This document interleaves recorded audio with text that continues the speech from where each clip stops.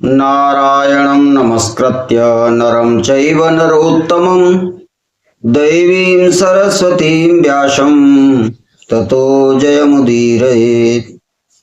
ओम नमो भगवते वासुदेवाय।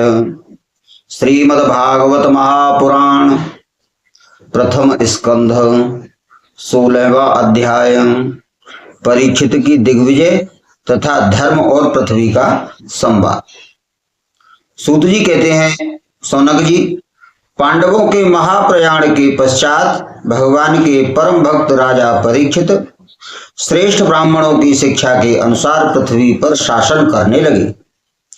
उनके जन्म के समय ज्योतिषियों ने उनके संबंध में जो कुछ कहा था, वास्तव में वे सभी महान गुण उनमें विद्यमान थे। उन्होंने उत्तर की पुत्री इरावती से विवाह किया। उससे उन्होंने जनमेजय आदि 4 पुत्र उत्पन्न किए तथा कृपाचार्य को आचार्य बनाकर उन्होंने गंगा तट पर 3 अश्वमेध यज्ञ किए, जिनमें ब्राह्मणों को पुष्कल दक्षिणा दी गई। उन यज्ञों में देवताओं ने प्रत्यक्ष रूप में प्रकट होकर के अपने अपने भाग ग्रहण किए। एक बार दिग्विजय करते समय उन्होंने देखा कि शूद्र के रूप में कलयुग राजा का वेश धारण करके एक गाय और बैल के जोड़े को ठोकरों से मार रहा है। तब उन्होंने उसे बलपूर्वक पकड़कर दंड दिया।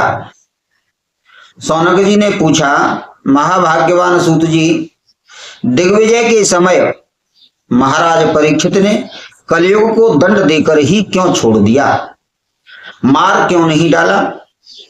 क्योंकि राजा का वेश धारण करने पर भी था तो वह अधम शूद्र ही जिसने गाय को लात से मारा था।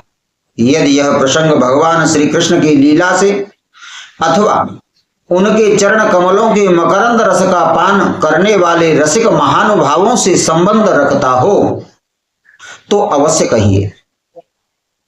दूसरी व्यर्थ की बातों से क्या लाभ, उनमें तो आयु व्यर्थ नष्ट होती है।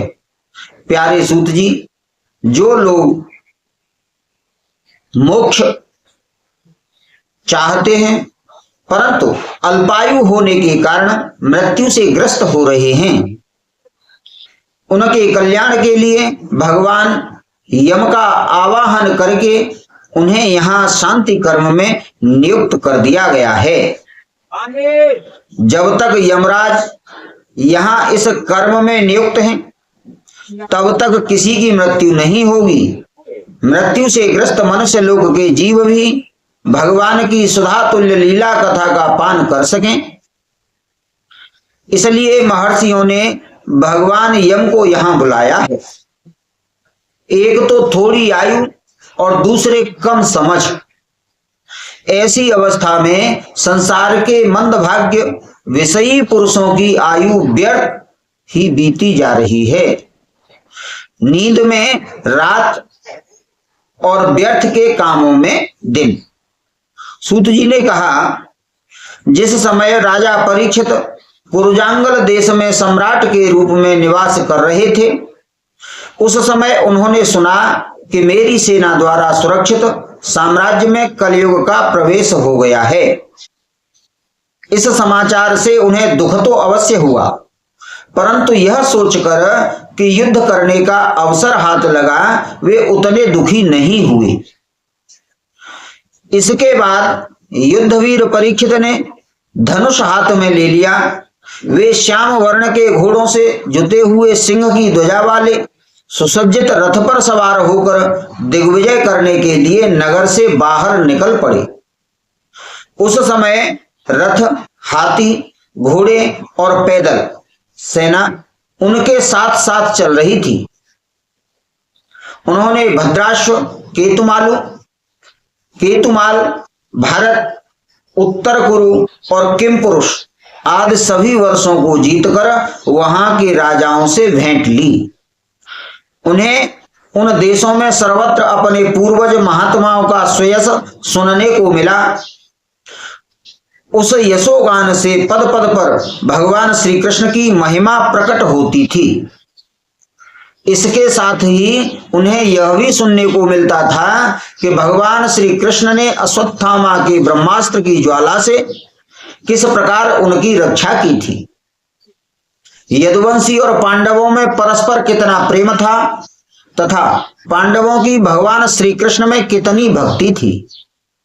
लोग उन्हें ये चरित्र सुनाते, उन पर महामना राजा परीक्षित बहुत प्रसन्न होते। उनके नेत्र प्रेम से खिल उठते।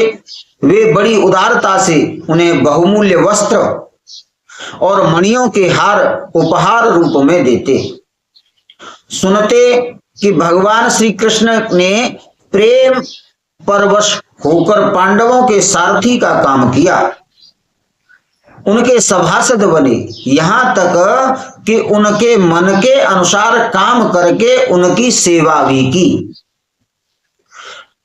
उनके सखा तो थे ही, दूत भी बने। वे रात को शस्त्र ग्रहण करके वीरासन में बैठ जाते और शिविर का पहरा देते।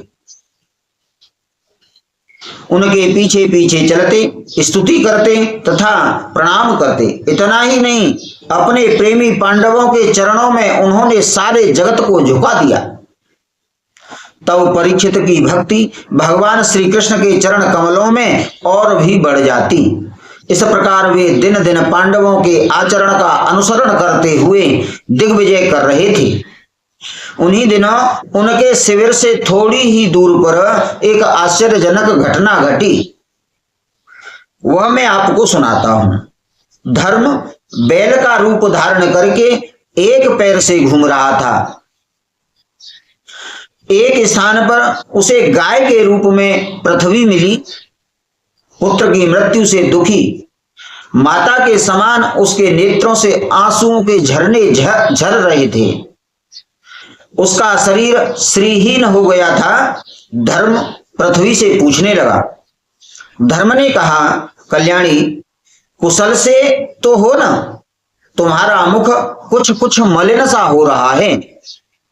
तुम श्रीहीन हो रही हो। मालूम होता है कि तुम्हारे हृदय में कुछ न कुछ दुख अवश्य है। क्या तुम्हारा कोई संबंधी दूर देश चला गया है जिसके लिए तुम इतनी चिंता कर रही हो? कहीं तुम मेरी तो चिंता नहीं कर रही? अब इसके 3 पैर टूट गए, एक ही पैर रह गया है। संभव है तुम अपने लिए शोक कर रही हो कि अब शूद्र तुम्हारे ऊपर शासन करेंगे। तुम्हें इन देवताओं के लिए भी खेद हो सकता है जिन्हें अब यज्ञों में आहुति नहीं दी जाती, अथवा उस प्रजा के लिए भी जो वर्षा न होने के कारण अकाल एवं दुर्भिक्ष से पीड़ित हो रही है।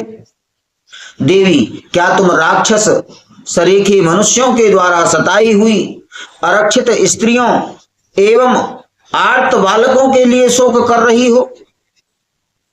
संभव है विद्या अब कुकर्मी ब्राह्मणों के चंगुल में पड़ गई है और ब्राह्मण विप्रद्रोही राजाओं की सेवा करने लगे हैं और इसी का तुम्हें दुख हो। आज के नाम मात्र के राजा तो 16 आने कलयुगी हो गए हैं। उन्होंने बड़े बड़े देशों को भी उजाड़ डाला है। क्या तुम उन राजाओं या देशों के लिए शोक कर रही हो? आज की जनता खान पान, वस्त्र, स्नान और स्त्री सहवास आदि में शास्त्रीय नियमों का पालन न करके स्वेच्छाचार कर रही है। क्या इसके लिए तुम दुखी हो रही हो? मां पृथ्वी, अब समझ में आया हो न हो तुम्हें भगवान श्री कृष्ण की याद आ रही है, क्योंकि उन्होंने तुम्हारा भार उतारने के लिए ही अवतार लिया था और ऐसी लीलाएं की थी जो मोक्ष का भी अवलंबन है।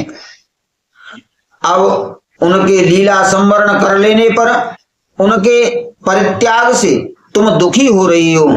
देवी, तुम तो धन रत्नों की खान हो। तुम अपने क्लेश का कारण जिससे तुम इतनी दुर्बल हो गई हो मुझे बतलाओ। मालूम होता है बड़े बड़े बलवानों को भी हरा देने वाले काल ने देवताओं के द्वारा वंदनीय तुम्हारे सौभाग्य को छीन लिया है। पृथ्वी ने कहा, धर्म, तुम मुझसे जो कुछ पूछ रहे हो वह सब स्वयं जानते हो। जिन भगवान के सहारे तुम सारे संसार को सुख पहुंचाने वाले अपने चारों चरणों से युक्त थे, जिनमें सत्य, पवित्रता, दया, क्षमा, त्याग, संतोष, सरलता, शम, दम, तप, समता, तितिक्षा, उपरति, शास्त्र विचार, ज्ञान, वैराग्य, ऐश्वर्य, वीरता, तेज, बल, स्मृति, स्वतंत्रता, कौशल, कांति, धैर्य, कोमलता, निर्भीकता, विनय, शील, साहस, उत्साह, बल, सौभाग्य, गंभीरता, स्थिरता, आस्तिकता, कीर्ति, गौरव और निरहंकारता, ये 39 अप्राकृत गुण तथा महत्वाकांक्षी पुरुषों के द्वारा वांछनीय शरणागत वत्सलता आदि और भी बहुत से महान गुण उनकी सेवा करने के लिए नित्य निरंतर निवास करते हैं।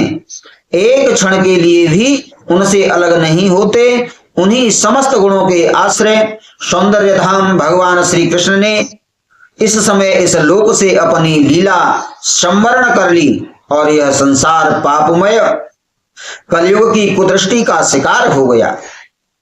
यही देखकर मुझे बड़ा शोक हो रहा है। अपने लिए देवताओं में श्रेष्ठ तुम्हारे लिए देवता, पितर, ऋषि, साधु और समस्त वर्णों तथा आश्रमों के मनुष्यों के लिए मैं शोकग्रस्त हो रही हूं।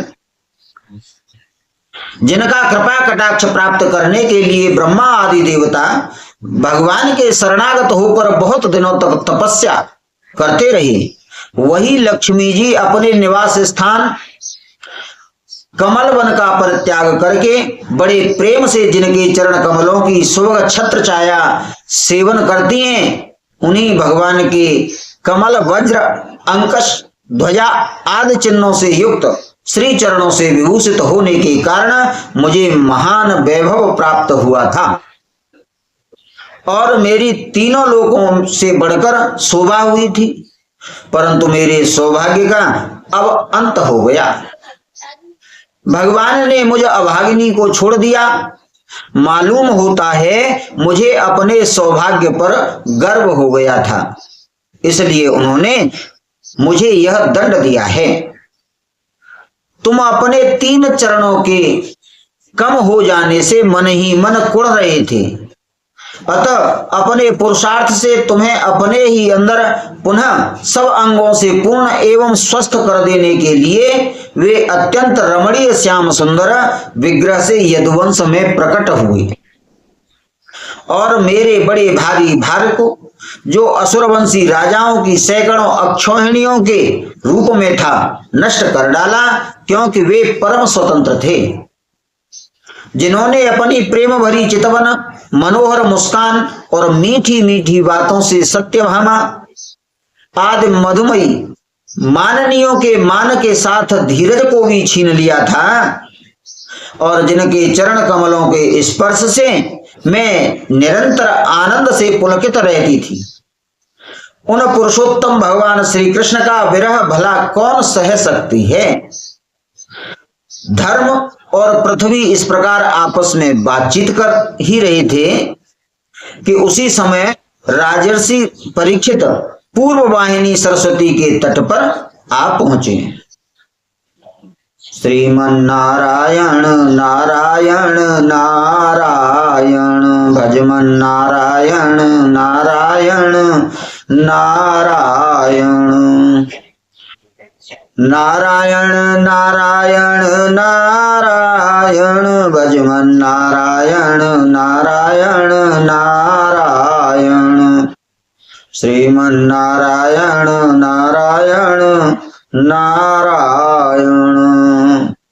इति श्रीमद्भागवते महापुराणे पारमहंस्यां संहितायां प्रथम स्कंधे पृथ्वी धर्म संवादो नाम षोडशोऽध्यायः।